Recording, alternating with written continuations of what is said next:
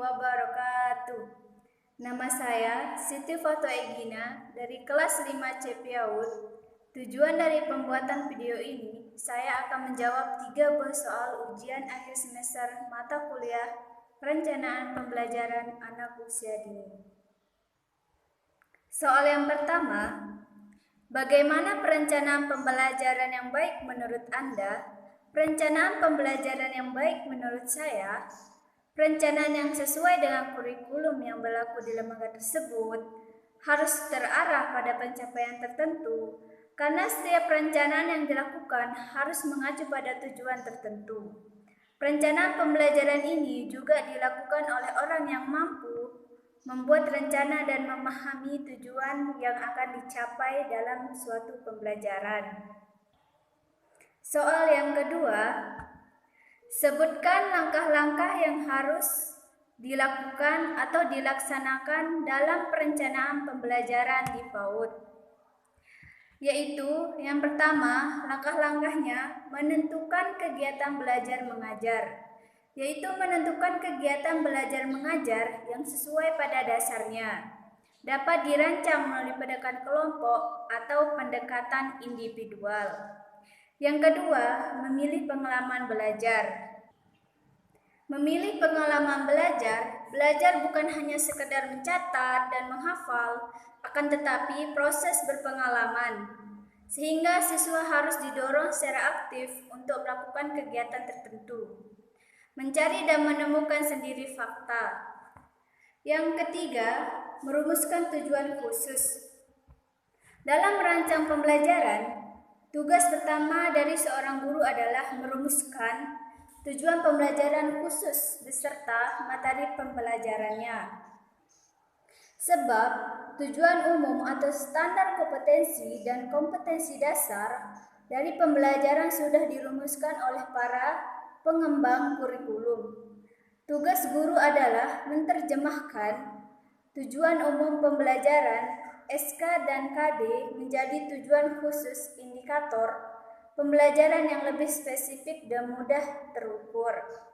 Yang keempat, menentukan orang yang terlibat dalam proses pembelajaran. Orang yang terlibat dalam proses pembelajaran dan berperan sebagai sumber belajar meliputi instruktur atau guru dan sebagai tenaga profesional.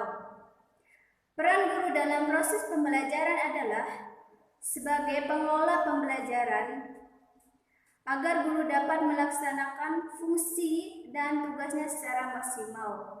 Maka guru harus memilih kemampuan untuk berbicara dengan berkomunikasi dengan menggunakan berbagai media.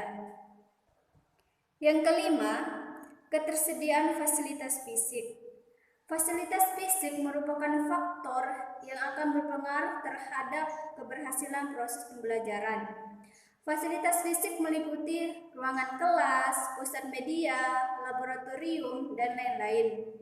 Guru dan siswa akan bekerja sama menggunakan bahan pelajaran, memanfaatkan alat, berdiskusi, dan lain sebagainya, dan kesemuanya itu dapat digunakan melalui proses perencanaan yang matang, melalui pengaturan secara profesional, termasuk adanya dukungan finansial sesuai dengan kebutuhan. Yang keenam, perencanaan, evaluasi, dan pengembangan.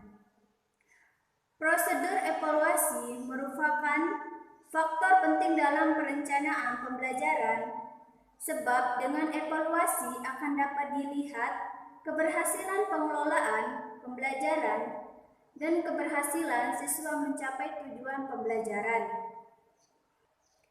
Dan yang ketujuh, memilih bahan dan alat.